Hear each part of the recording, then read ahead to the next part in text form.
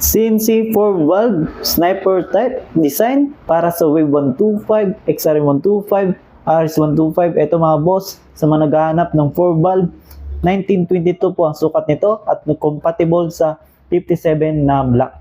So ito mga boss ay yung internals niya, kasama na yan, complete set. Ito yung valve, 1922.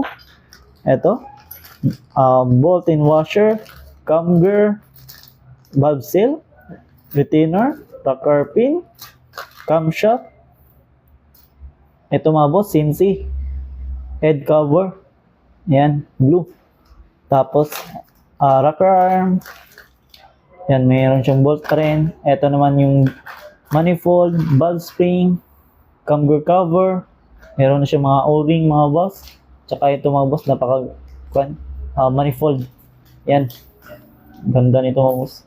So ito, yung CNC natin na 4 valve 1922, napakaganda ng pagka valve packet.